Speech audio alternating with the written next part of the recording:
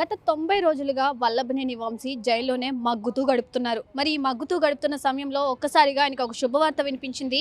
అదే ఆయనకి బెయిల్ మంజూరైన విషయం.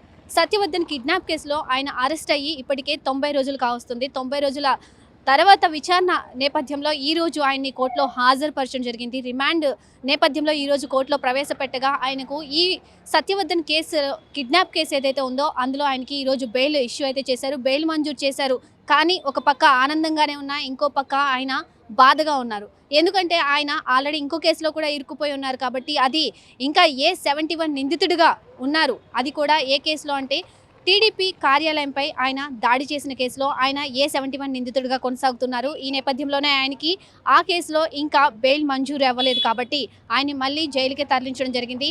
ఒక పక్క బెయిల్ వచ్చిన సంతోషంలో ఉన్నా కానీ మరో పక్క ఆయన మళ్ళీ జైలుకి వెళ్ళడం కూడా చాలా ఆందోళన కలిగించిన విషయం ఆయనకి.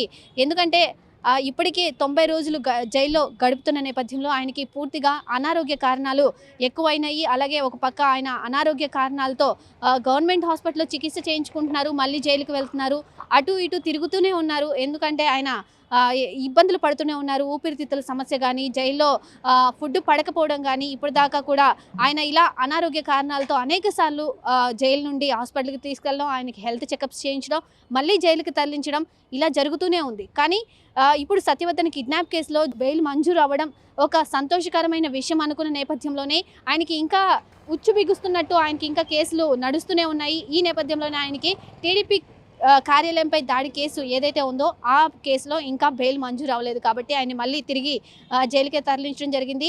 అలాగే కుటుంబ సభ్యులతో మాట్లాడుకోవడానికి కూడా ఆయనకి అనుమతి ఇచ్చారు. 20 నిమిషాల పాటు కుటుంబ సభ్యులతో ములాఖత్ అవ్వడం జరిగింది. 20 నిమిషాలు మాట్లాడుకోవడానికి కూడా ఆయనకి అనుమతి ఇవ్వడం జరిగింది. ఇప్పటికే పంకజశ్రీ ఎవరైతే వాళ్ళ భార్య ఉన్నారో ఆవిడ పూర్తిగా ఆందోళన బాట చేపట్టడం జరిగింది. చాలాసార్లు కూడా ఆయనకి ఆరోగ్యం బాగోట్లేదని కూడా చాలా విన్నవించుకున్న నేపథ్యంలో ఈ నేపథ్యంలోనే ఆయనకి కుటుంబ సభ్యులతో మాట్లాడుకోవడానికి కూడా కొంత సమయం అయితే కేటాయించారు. అది కూడా 20 నిమిషాల పాటు కుటుంబ సభ్యులతో మాట్లాడుకొని ఏవైనా విషయాలు చర్చించుకునే అవకాశాన్ని కూడా వాళ్ళకి కల్పించడం జరిగింది. పంకజశ్రీ కూడా ఆయన భర్త ఆరోగ్య విషయంలో చాలాసార్లు కూడా ఆవిడ ఆరోపణలు చేయడం జరిగింది. ఆయనకి హెల్త్ బాగోదు అని చెప్పి కూడా చాలాసార్లు చెప్పడం జరిగింది. ఆయన హెల్త్ గురించి కూడా చాలా ఆందోళన వ్యక్తం చేసిన పరిస్థితి చాలాసార్లు పంకజశ్రీ కూడా చెప్పడం జరిగింది. మరి ఈ నేపథ్యంలోనే ఆయనకి మాట్లాడుకోవడానికి కూడా సమయం కేటాయించడం కూడా ఒక వింత వాళ్ళకి కుటుంబ సభ్యులకైతే ఒక ఇంతగా సంతోషం వ్యక్తం చేస్తున్నారు. అలాగే టీడీపీ కార్యాలయం దాడి కేసులో కూడా ఈ నెల 16కి విచారణ మళ్ళీ వాయిదా పడింది. న్యాయస్థానం ఈ నెల 16న విచారణ చేసే అవకాశం కూడా కల్పిస్తున్నట్లు టీడీపీ కార్యాలయంపై దాడి కేసులో ఈ నెల 16కు కూడా విచారణ చేపట్టే అవకాశం ఉంది.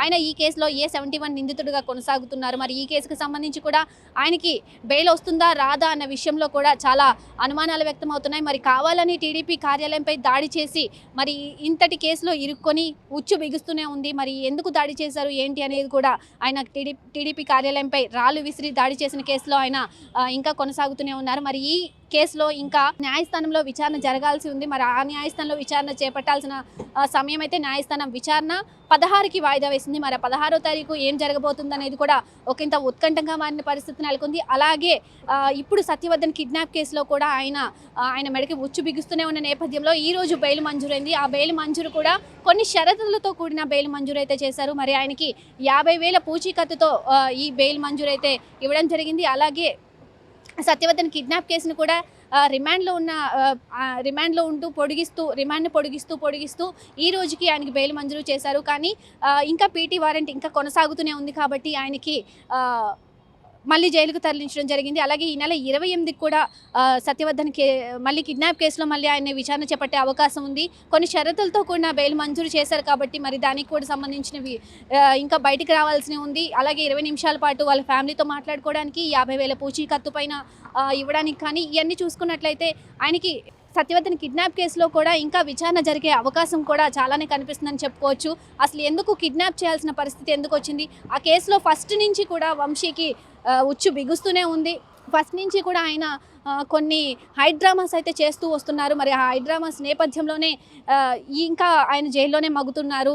జైల్లో కూడా చాలా హైట్ డ్రామాస్ జరిగిన నేపథ్యం అయితే కొనసాగుతూ ఉంది. జైల్లో కూడా ఆయన నాకు ఆరోగ్యం బాగోట్లేదు, నేను కింద పడుకోలేను, నాకు ఈ ఫుడ్ నచ్చలేదు, ఆ ఫుడ్ నచ్చలేదు అని కూడా జైల్లో కూడా హైట్ డ్రామాస్ చేసిన పరిస్థితి నెలకొంది. మరి హైట్ డ్రామాస్ నేపథ్యంలోనే ఆ హైట్ డ్రామాస్ కొనసాగుతున్న తరుణంలోనే ఈ సత్యవర్ధన్ కిడ్నాప్ కేసులో మాత్రమే ఆయనకి ఒక బెయిల్ ఇష్యూ జరిగింది. అలాగే బెయిల్ మంజూరు చేసినట్టు కూడా న్యాయస్థానం ప్రకటించింది. కానీ 28వ తారీఖు మళ్ళీ ఆయన విచారణ చేపట్టే అవకాశం ఉందని న్యాయస్థానం ఇప్పటికే తెలిపింది. సో టీడీపీ కార్యాలయం దాడి కేసులో సిఐడి ఆల్రెడీ బెయిల్ మంజూరు చేస్తారా లేదా అనేది ఈ నెల 16న వాయిదా వేసింది కాబట్టి ఆ రోజే తెలుస్తుంది. మరి ఆ రోజు కూడా ఈ కేసులో ఒకవేళ ఆయనకి బెయిల్ ఇష్యూ అయితే ఆయనకి బయటకు వచ్చే అవకాశాలు అయితే చాలానే కనిపిస్తున్నాయి. మరి బయటికి వస్తే ఇంకా ఏ షరతులతో కూడిన బెయిల్ ఇస్తారనేది కూడా ఆ కేసులో ఇంకా చూడాల్సి ఉంది. మరి ఈ 2 కేసులకు సంబంధించి కూడా ఆయనకి బెయిల్ ఒక దాంట్లో వచ్చింది, ఇంకో దాంట్లో లేదు. అలాగే భూ కబ్జా కేసులో కూడా ఇప్పటికే ఆయనకి బెయిల్ మంజూరు చేయడం జరిగింది. మరి ఈ భూ కబ్జా విషయంలో కూడా ఆయన ఇప్పటికే బెయిల్ మంజూరు విషయంలో నడుస్తున్నారు. కానీ మళ్ళీ సబ్ జైలుకి తరలించారు. ఎందుకంటే ఆయన టీడీపీ కార్యాలయంలో దాడి కేసులో ఆయన నిందితుడిగా కొనసాగుతూ ఉన్నారు కాబట్టి మళ్ళీ ఆయన సబ్ జైలుకి తరలించడం జరిగింది. మరి ఈ సబ్ జైలుకి తరలించిన నేపథ్యంలో కూడా ఈ నెల 16న మళ్ళీ విచారణ జరిగే అవకాశం ఉంది. మరి సిఐడి ఆ విచారణలో బెయిల్ మంజూరు చేస్తుందా లేదా కోర్టు అనేది ఇంకా తీర్పు వెలువరించాల్సింది కూడా వెయిట్ చేయాల్సింది. కెమెరా పర్సన్ ఆసిఫ్తో నాగశ్రీ, విజయవాడ, మెగా 9 టీవీ నుండి.